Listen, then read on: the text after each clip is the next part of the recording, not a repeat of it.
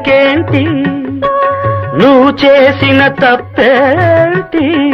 ముళ్ళు నొదిలి అరిటాకుకు శిక్షేంటి తప్పు నాది కాదంటే లోకం ఒప్పుతుందా